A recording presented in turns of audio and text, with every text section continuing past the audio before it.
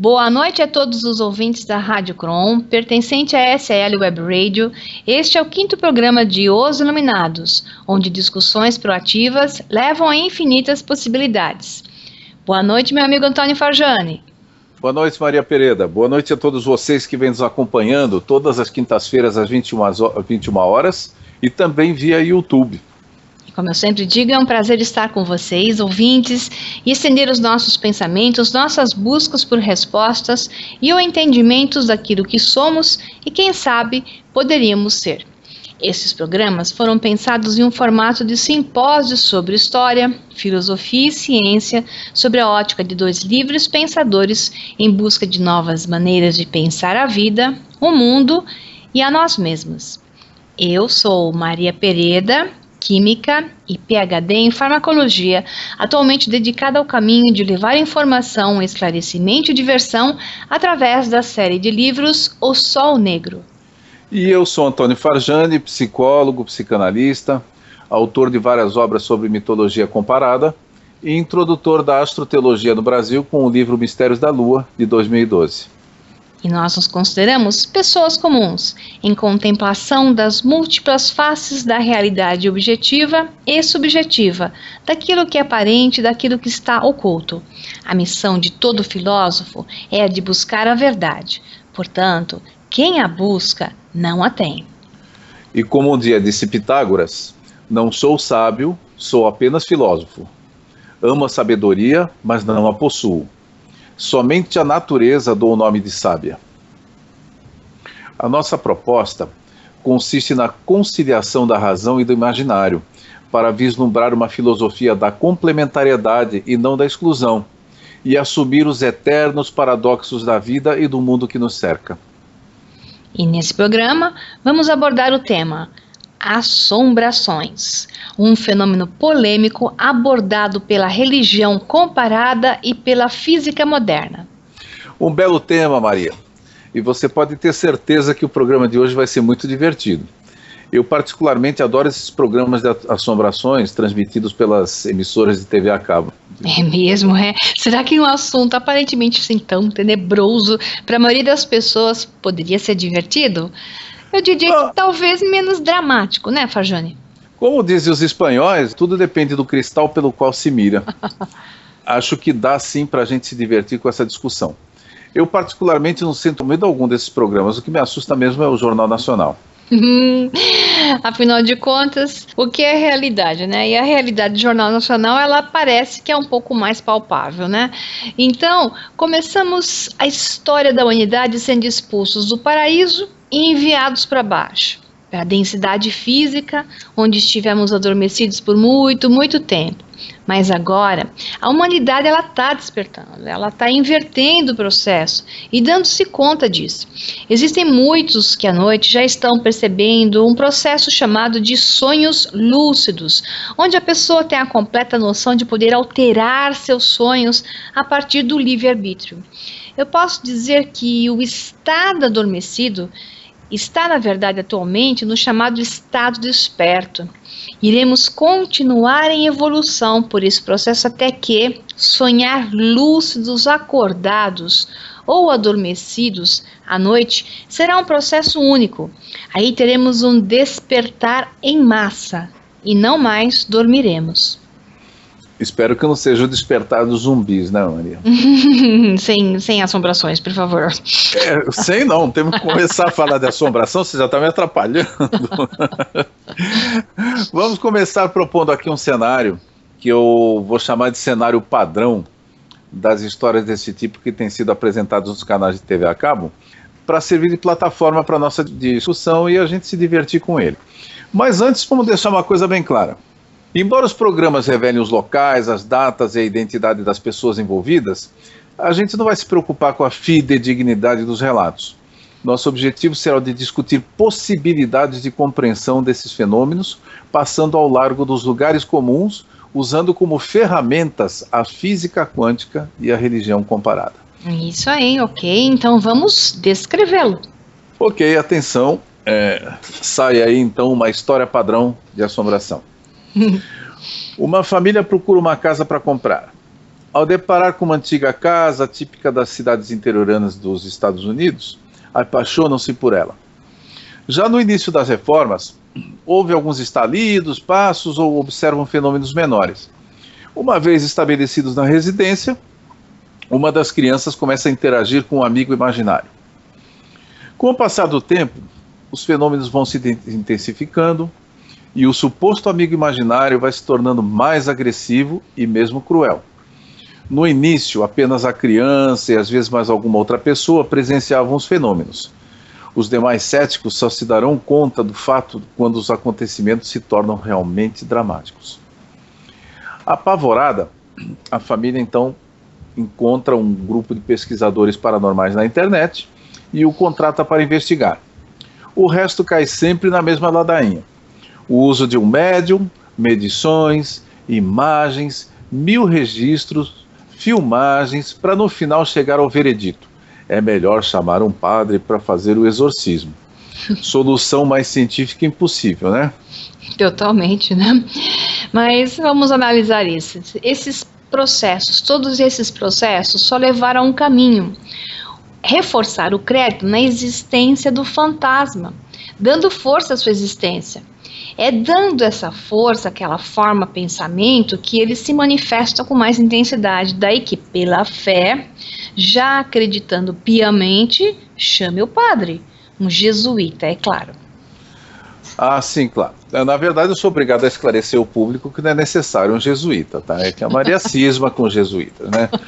Mas eu me lembrei de uma frase que, se não me engano, é do Pablo Picasso, né? Para confirmar o que você acaba de dizer, de que uma doença fica realmente séria quando a gente acha um nome para ela.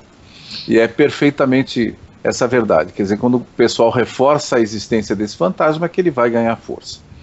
Com a vinda do padre, que não precisa ser jesuíta, né? Eu já estou avisando para aqueles que querem fazer uma assombração em casa. Aliás, não tente fazer em casa. Se realiza um ritual simples que momentaneamente sossega o ambiente. Quer dizer, o padre vai lá, faz umas orações e aparentemente fica tudo melhor. Porém, pouco tempo depois, os fenômenos ficam ainda mais poderosos e o padre é chamado novamente para um exorcismo.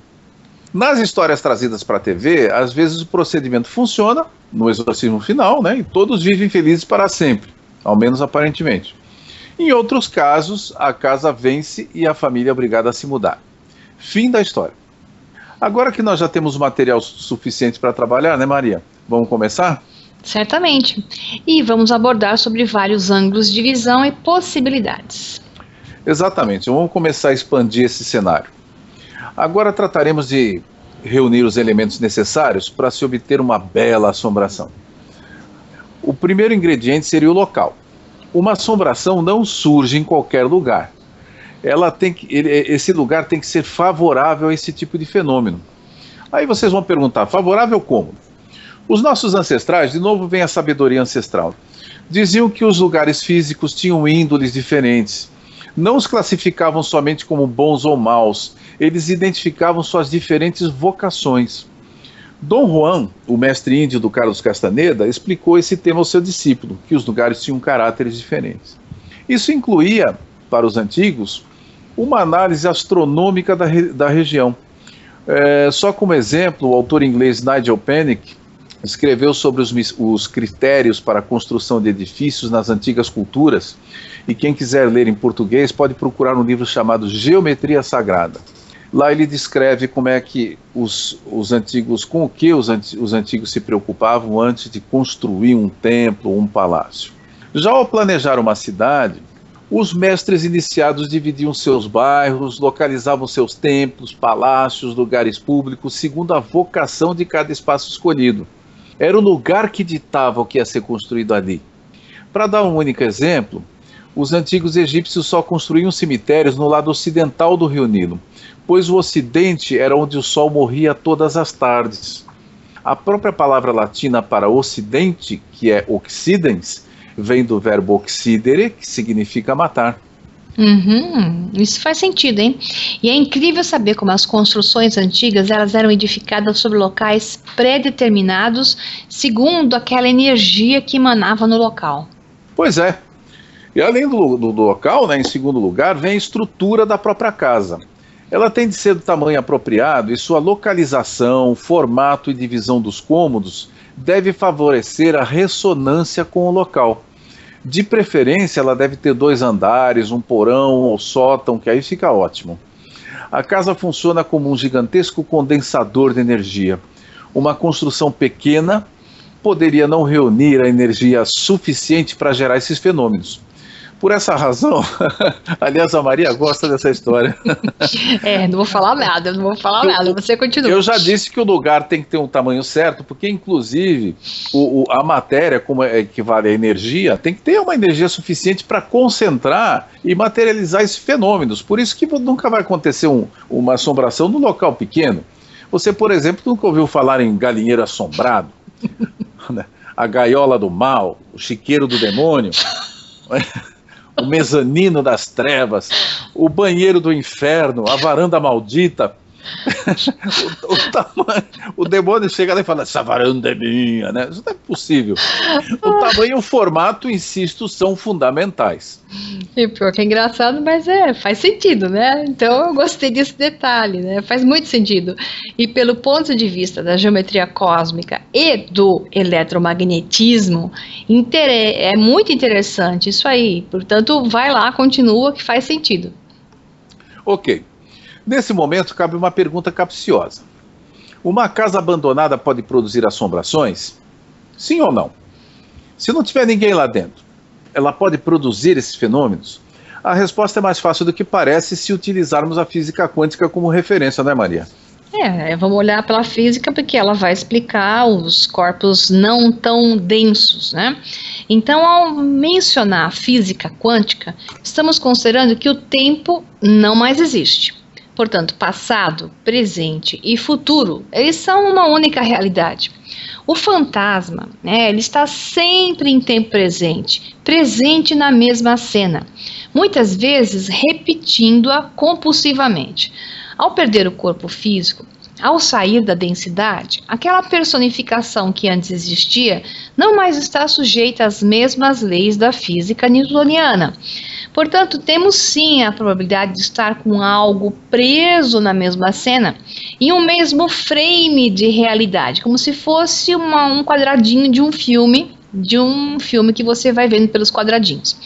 Este mundo ou bolha de realidade pode ter momentos de encontro com a bolha de realidade de um futuro, dos novos moradores da casa.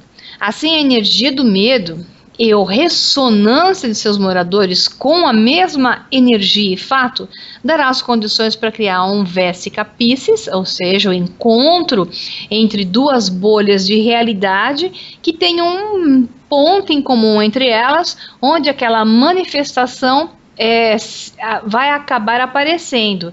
E esse vesica piscis liga duas realidades paralelas que podem estar em tempos diferentes, pois no mundo quântico o tempo não existe. Perfeito. Mas cabe aqui reforçar o seguinte, vamos voltar para a minha pergunta. É possível de haver uma assombração numa casa vazia? E, surpreendentemente, a resposta pode ser não, mas eu vou explicar. O que a gente está chamando de fantasma, na casa assombrada vazia, permanece no estado de potência, ou seja, no estado que a física quântica chama de frequência de onda, pois ele precisará de um observador para fazer a onda entrar em colapso e dar origem aos fenômenos. Em outras palavras, não pode haver qualquer assombração sem que haja pessoas lá dentro para transformar algo virtual em fatos observáveis. Portanto, as vítimas são um fator necessário às assombrações. Sem elas, o fantasma não poderia atuar. Aqui alguém poderia objetar o seguinte, né, dizer, não, mas se você puser um gravador e tiver passos lá, sim, mas o gravador equivale a um observador. Quem quiser se esclarecer mais sobre esse assunto, pode ler sobre o experimento das fendas na área da física quântica. O próximo ingrediente seria o perfil da família que vai morar lá, eu me refiro ao perfil psicológico mesmo. Sua história, seus códigos, fantasias, medos, padrões de comportamento, psicopatologia, a inter-relação entre seus membros e a qualidade da comunicação entre eles. Tudo que entra em ressonância com a energia da casa de modo a favorecer a criação dos fenômenos. Elementos inconscientes, por exemplo, que não são falados, eles são potenciais criadores desses fenômenos. Não é necessário que a família seja religiosa, por exemplo, ou creia em fenômenos paranormais. Uma atmosfera opaca, como o materialismo ou um agnosticismo nihilista, pode ser igualmente favorável. Uma mulher com ressentimentos reprimidos contra o marido, por exemplo, ou um filho amedrontado ou revoltado com seus pais, podem desencadear manifestações bastante agressivas. O resumo é que a família tem de fazer jus ao fenômeno, já que a própria escolha do local para morar expressa algum tipo de afinidade com a energia ali presente. Perfeito, Fajane, é isso mesmo. Isso me recorda aquele famoso mito da caverna, o local, a casa, né? Que funcionará como a caverna e cada um, em maior ou menor grau, irá libertar suas próprias trevas, libertando energia suficiente para gerar o vórtice eletromagnético que irá propiciar a alimentação do plasma da cena densa de terror ocorrido na casa, manifestando o fantasma, porque ele é mais plasmático, ou até aquela gravação plasmática na forma de um holograma, como se fosse uma foto holográfica, mas com consciência limitada. Ela tem uma programação, ela tem uma consciência limitada, bolha daquele acontecimento que gerou tal manifestação. Ou seja, geralmente o fantasma ou a assombração é como uma daquelas fotografias que se movem, interagem com quem olha para elas. Lá no filme do Harry Potter, nos livros, né? Elas têm uma sequência de atitudes, elas têm uma programação, como em um filme de cinema. Começa e termina com repetição. Então é uma gravação holográfica gerada pela libertação desse plasma, gerado pelo medo, pelo pânico, pela angústia, né, por um momento extremamente emocional.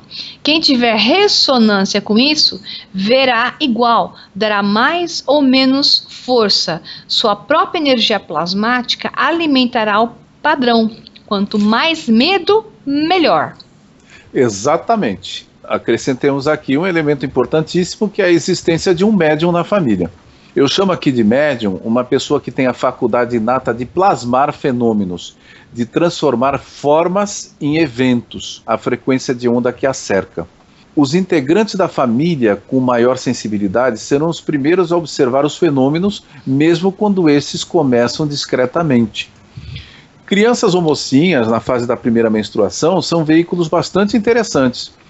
Os antigos tanto sabiam disso que costumavam escolher moças virgens para ter visões ou revelar oráculos, como acontecia no período mais antigo do oráculo de Delfos.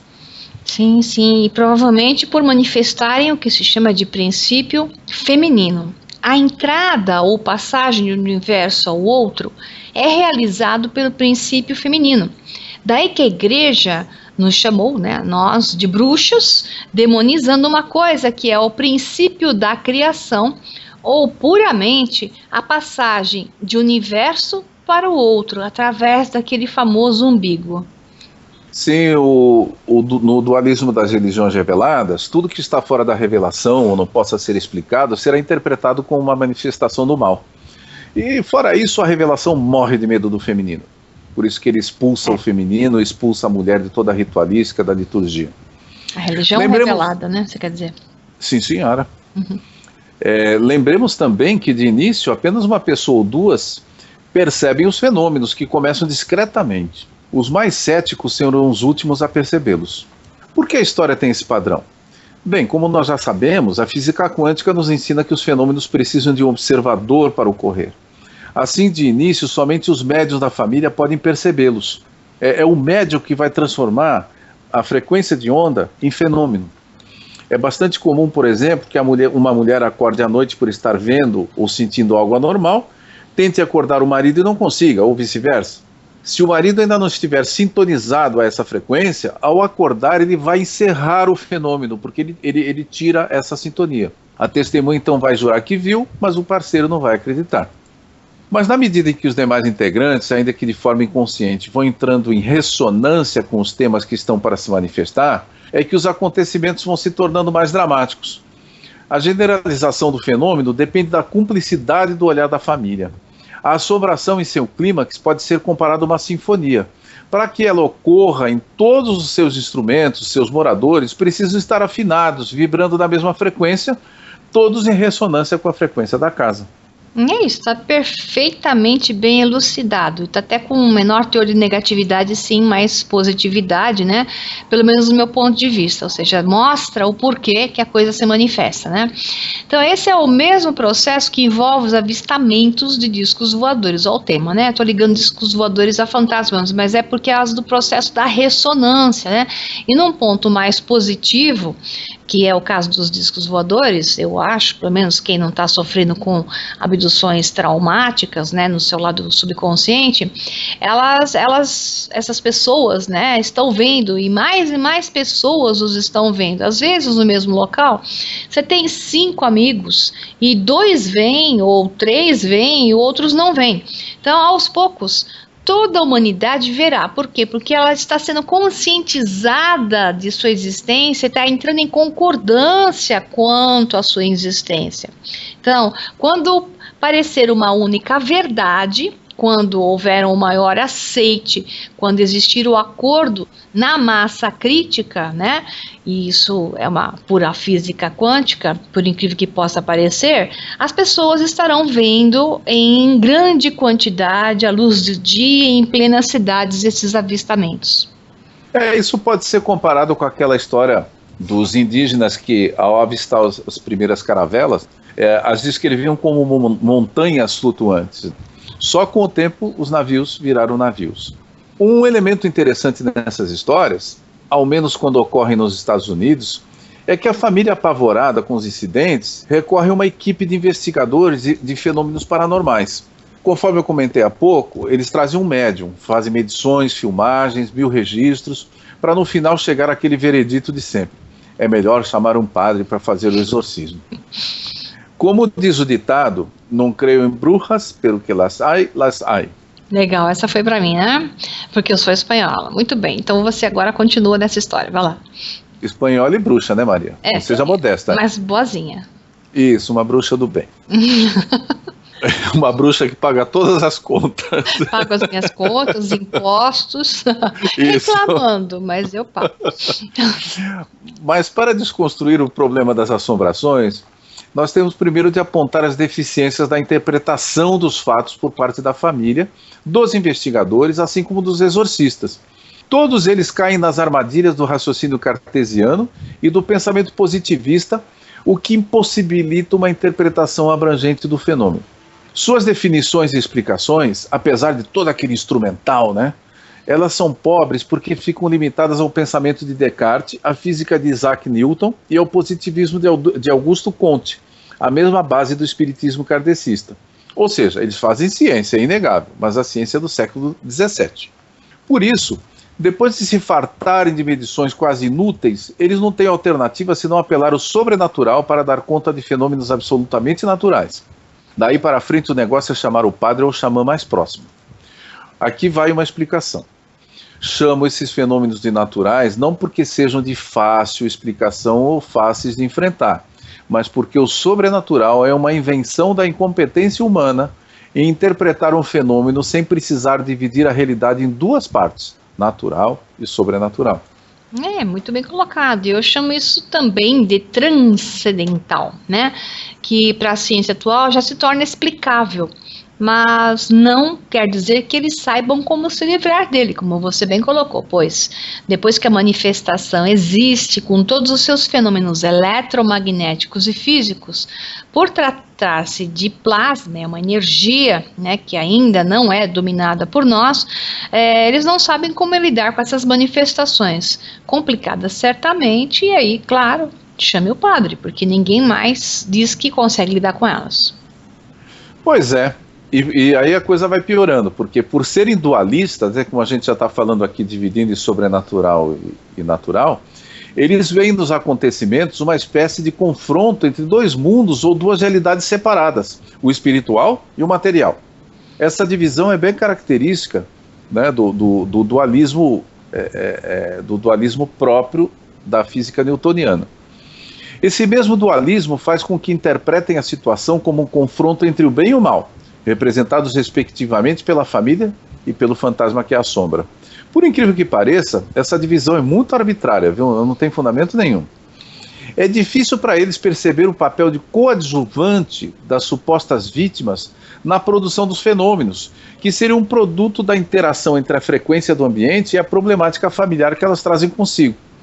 Ao invés de ficar correndo atrás dos fenômenos, por exemplo, seria muito mais útil realizar uma terapia familiar que buscasse trazer à tona os temas reprimidos, que fornecem a energia para a ocorrência dos incidentes. Fenômenos físicos precisam de energia para ocorrer, e essa energia é extraída dos próprios moradores. Sem as pessoas, os incidentes não poderiam acontecer. Muito bem colocado, concordo plenamente, principalmente pelo fato de o acaso não existir. E esses moradores terem ido morar lá por puro emaranhamento quântico. Algo entre essas pessoas envolvidas, entre as do passado e as de agora, que viveram na casa, atuais fantasmas ou não, e os novos moradores, está emparelhado, ou seja, eles têm uma conexão que pode estar vindo de uma outra realidade paralela. Tipo, a mulher que se apaixonou pela casa e pediu insistentemente ao marido que a comprasse, porque ela lembra, sem lembrar, ela lembra inconscientemente que lhe era muito familiar, e aquilo traz aquela energia eletromagnética da atração. Muito bem lembrado, Maria.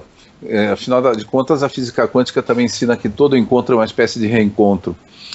Outro efeito colateral do positivismo, né, dessa visão, é atribuir uma identidade ou individualidade aos supostos fantasmas, como se eles tivessem de ser pessoas mortas ou algum demônio vindo do inferno.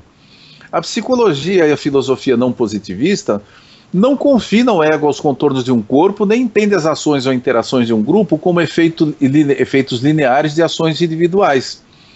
Assim, não existe vítimas ou algozes, nem vivos nem mortos, nem uma facção lutando contra a outra, mas um bloco único e coeso, uma espécie de ego corporal que atua, ego coletivo, que atua em ressonância para que os fenômenos sejam produzidos. Não existe assim, aqui termina o fantasma, aqui começa o pai, aqui termina o pai e termina a mãe. Se forma um bloco único, um ego grupal.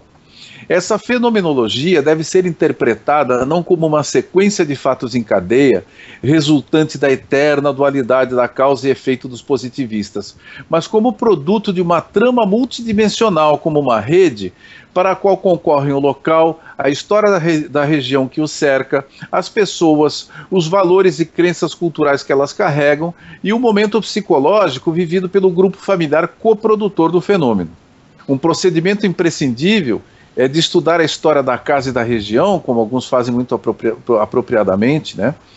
No entanto, o outro equívoco positivista é o de crer que um fato ocorrido no passado poderia ser a causa, repetindo, a causa, a origem dos fenômenos presentes. Por exemplo, dizer que a causa das assombrações seria um crime cometido um século atrás naquele mesmo local. Sob uma perspectiva não positivista, diríamos algo bem diferente, que um antigo acontecimento não é a causa, mas simplesmente um sintoma anterior da interação entre a frequência do local e as pessoas que ocuparam naquela época. Dá para avaliar a diferença? Sim, interessante, é um ponto de vista bem interessante, amplia muito a visão, né? Então, voltando ao que eu estava falando do emaranhamento quântico, ele pode ter um infindável número de eventos ou motivos, né? Para a física, ainda sem explicação, porque o emaranhamento ou conexão entre duas partículas à distância, ele é avaliado e mensurado apenas em um universo de cada vez, o da observação atual. Por enquanto, né? Seria necessário acessar o multiverso para achar a explicação. A explicação está no multiverso, nas várias representações desse mesmo fenômeno, e encontrando esse ponto de ligação que você estava mencionando como um padrão até energético possível. Exatamente. Agora, antes de continuar, eu vou fazer uma espécie de uma digressãozinha para explicar aqui, comentar brevemente o exorcismo e o material nele empregado. Essa análise é bastante importante para a gente entender a coparticipação dos presentes em toda aquela pantomima que acontece. A convite da família, o padre traz o seu kit de exorcismo debaixo do braço. Mas em que consiste esse seu armamento? E qual a sua origem? Você gostou de kit de exorcismo, né, Maria? Não dá pra aguentar, porque você consegue fazer graça de um assunto desses, mas tudo bem, vai firme. Mas não é possível, eu não posso falar nada. Mas eu acho, você, em vez de segurar a risada, ri, porque se você ficar segurando, eu vou rir junto. Mas o cara vem com o kit de exorcismo debaixo do braço, o que eu vou fazer? Ele vem com o kitzinho lá, vai lá. Vem. E ele vem com o quê? Vamos lá, vamos fazer a lista. Ele vem todo paramentado, ou seja, vestido de sacerdote. E normalmente traz consigo água benta, seu manual de exorcismo, em latim, de preferência, um rosário e uma cruz. Mas qual é a origem desses objetos exatamente? Vamos lá, vamos falar uma por uma. O hábito que ele veste para impressionar o suposto demônio foi herdado da religião mitraica. A água benta também era usada no culto do deus Mitra, adorado na Pérsia 6 séculos antes de Jesus. O rosário, então, surgiu cerca do ano 800 nos mosteiros cristãos e é uma provável imitação do japamala, que é um colar de contas dos iogues. Ou seja, não tem nada a ver com o cristianismo originalmente. Outro detalhe intrigante é o uso do latim no exorcismo. O que tem o latim a ver com um rabino judeu, falador de aramaico, cuja história foi contada em grego para os judeus helenizados e se fundiu depois a antigos mitos greco-egípcios? A salada, né? Uhum. Absolutamente nada, a não ser o fato de que o Império Romano tenha tornado a sua religião oficial por interesses políticos de Constantino o Grande. Quer dizer, o latim não tinha nada o que fazer ali, o latim não tem nada a ver com Jesus. Jesus não tinha a menor ideia do latim, do que existia, mas é o que é usado no exorcismo. Aí a gente vai para a cruz. A cruz usada pelos padres, por sua vez, é a chamada cruz latina, aquela que todo mundo conhece, a mais comum, que vocês veem nas igrejas e nos cemitérios. Porém, a cruz romana, aquela na qual Jesus teria sido crucificado, tinha o formato de uma letra T. Você acha que se um padre mostrar uma letra T ou um endemoniado, ele vai se contorcer todo e vomitar verde? Não vai, não. Ele quer aquela cruz que ele conhece. Senão, nada feito. Ele quer, só falta ele dizer, olha, essa é a cruz romana onde Jesus foi crucificado, não serve. Eu quero aquela que eu penso que é aquela que existe. Então, a moral da história, né? O kit de exorcismo não passa de um balaio de gatos. E essa cerimônia absolutamente nonsense só pode funcionar com a cumplicidade entre exorcista e exorcizado, mais a plateia que participa do ritual. Aliás, me lembrei, vou te contar uma historinha. Sim. Um santo da Igreja Católica, eu não me lembro dele agora de memória, porque eu não costumo muito estudar a vida dos santos, ele gostava de imitar lá as feridas de Jesus Cristo, né, as chagas de Cristo. Então, ele desenvolveu as feridas nas mãos que sangravam, como Cristo teria sofrido na cruz, a mesma ferida. Uhum. Então ele foi até canonizado por isso, né, entre outras coisas, porque ele reproduzia esses fenômenos no corpo dele. Só que tem um detalhe, quando havia crucificação com prego, o prego não era colocado nas mãos, ele era colocado no pulso, entre os dois ossos do pulso, porque as mãos se rasgariam, elas não suportariam o peso do corpo. Mas era aquilo que o santinho acreditava, né? Então a feridinha dele foi para a mão. É o credo. Entendeu? É o credo. Lógico. É onde ele vai acreditar que é. É a pessoa que manifesta isso, como as pessoas também podem manifestar os seus próprios fantasmas, né? É o padrão do pensamento, o sentimento, é o credo, né? E é uma questão de mudar o centro de credo para se livrar do fantasma, pois queira ou não, é o livre-arbítrio que altera a cena. E esse livre-arbítrio tem que pertencer ao novo credo, o de ser possível realizar a mudança. Por isso ela está no campo do transcendental. Por isso tem que chamar um padre, né? Pois nada mudará na casa ou para os fantasmas, né? Falando assim, sob a ótica da física quântica, se ao usar essas cerimônias as pessoas não acreditarem nelas, né? Se as pessoas acreditarem nela, vai mudar, porque as pessoas abrirão um novo portal, passando por uma realidade paralela, onde a assombração não mais existe. O padre é apenas o facilitador da abertura desse portal. Ele não exorciza nada. Ele apenas dá uma nova frequência de localização. As pessoas, com sua fé, acreditando, né, se ele fizer um belo de um teatro, as pessoas com sua fé, acreditando naquilo, e na sua parafernália, na encenação realizada, elas se agarram àquela frequência que ele mesmo manifesta e passam para uma realidade paralela onde tudo está em paz. O fantasma continua infernizando na outra realidade paralela, na anterior. Então, literalmente no anterior. Então, na outra realidade paralela, ele continua existindo, mas as pessoas, pelo seu livre-arbítrio, se projetam a uma nova realidade onde eles vão aplaudir o padre e dizer: parabéns, padre, pelo que você fez.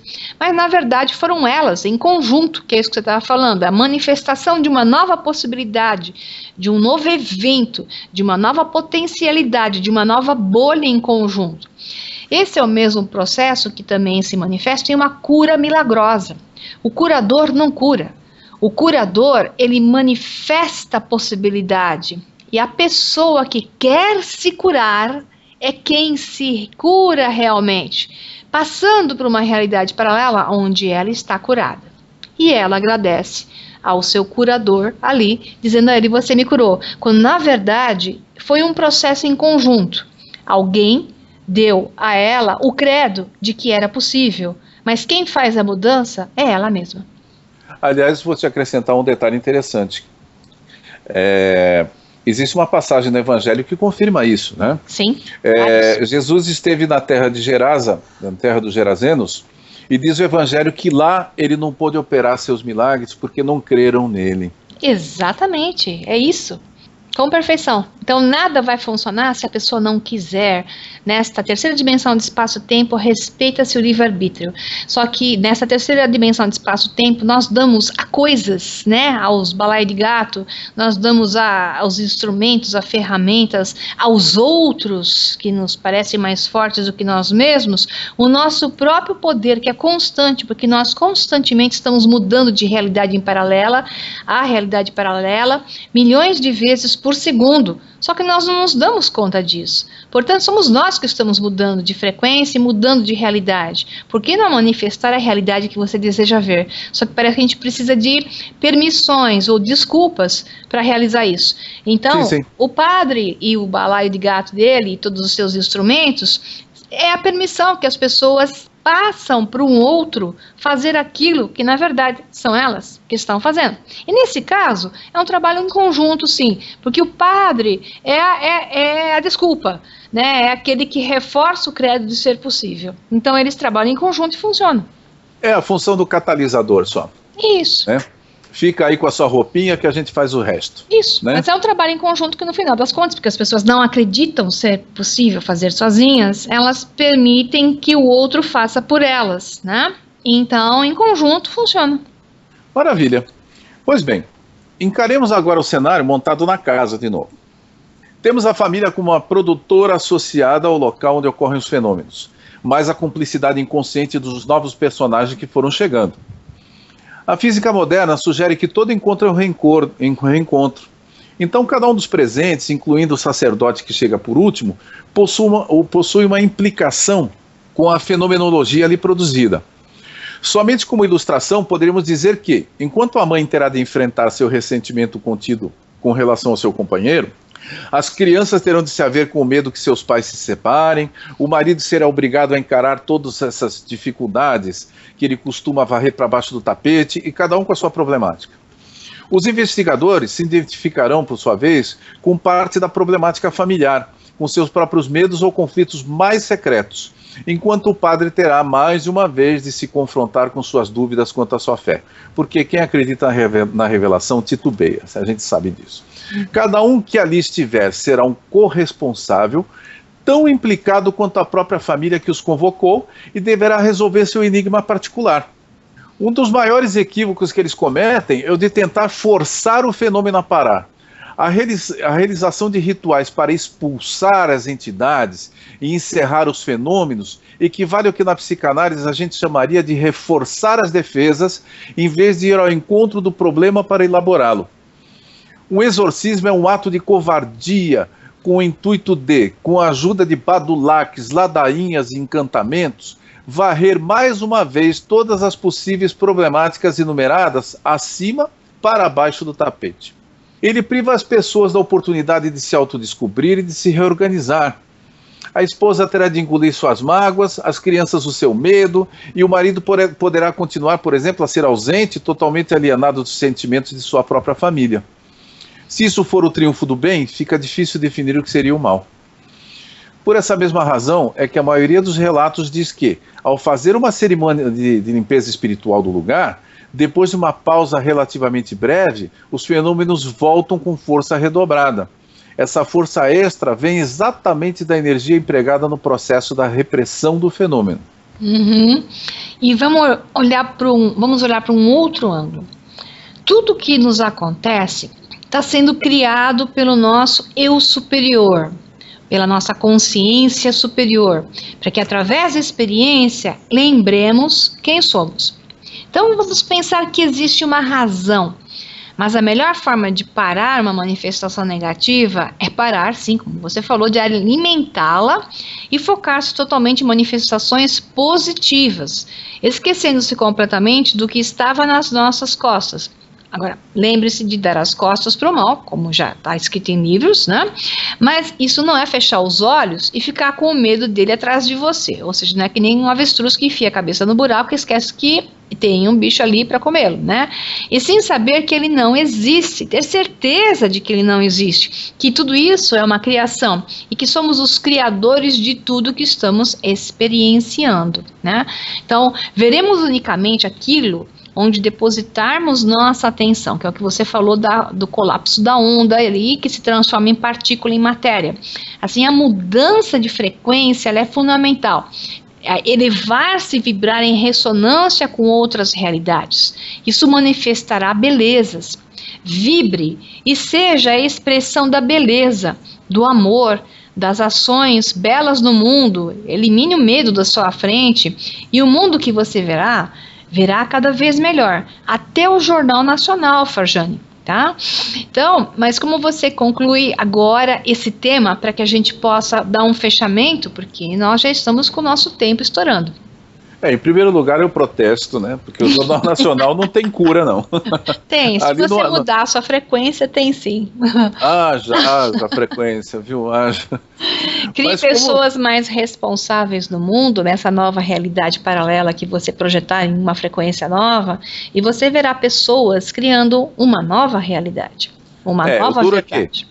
Que nesses jornais a gente não só vê o que está sendo relatado, a desgraça relatada, mas o que eles querem que você sinta, né? É isso que é difícil a gente por isso que você é prego na programação da matriz e é a história do fantasma. Você vai dar força para ela, né? Quanto mais você der força, vai se manifestar dessa maneira. Então, vá de retronacional, pronto. Como já dissemos... Maria, para de rir, não é possível. Assim. Não tem como, né?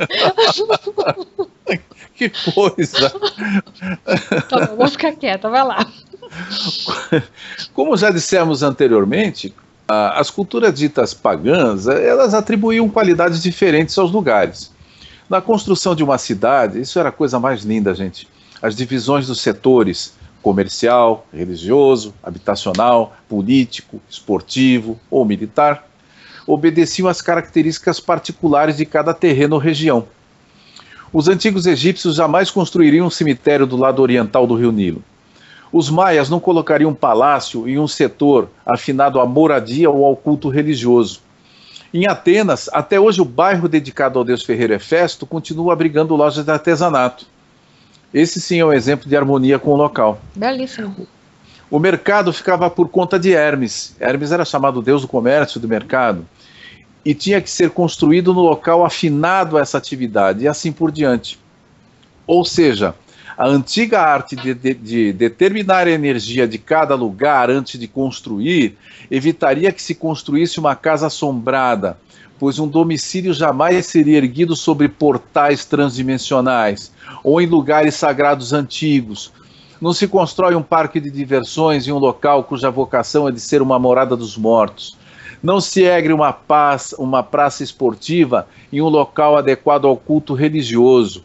E, aliás, não se constrói uma igreja de um culto patriarcal, como é o cristianismo, em cima de um local onde já foi local de veneração de uma deusa. Essas ditas casas assombradas não passam de construções incautas feitas em locais cuja energia seria imprópria para a moradia. As energias conflitantes podem favorecer sentimentos tais como medo, ódio e ressentimento. Um antigo maia, por exemplo, após examinar um tipo de terreno, poderia torná-lo um mercado, uma praça, ou mesmo deixá-lo em seu estado natural, mas jamais uma residência. A mensagem final disso aí é a seguinte: existem lugares que não foram feitos para que se construam moradias em cima deles. A casa assombrada seria um local típico disso. Vale lembrar aqui o antagonismo da situação. As igrejas católicas, supostamente, que deveriam canalizar uma energia diferente, elas enterravam os seus mortos ricos, pagantes, né, dentro da igreja, e do lado de fora os pobres menos pagantes, mas tinham que pagar de qualquer forma, né? Então, em volta da igreja tinha túmulos e dentro da igreja os mais ricos pagantes, ou seja... por isso que o imperador Juliano chamava as igrejas de ossários. Né? Pois, chamava desprezando. Energia totalmente inversora, né? Bom, eu creio que as energias podem ser mudadas, né? Elas podem ser neutralizadas pelos seus opostos. A saída é sempre a vibração na luz. Só que a luz tem que ser invocada, ou até evocada e sustentada com toda a força. E aí dependerá das pessoas que estiverem no local, as frequências com as quais elas poderão entrar em ressonância. Pois nada é por acaso, a ressonância é que faz com que você veja a realidade que você está entrando em acordo.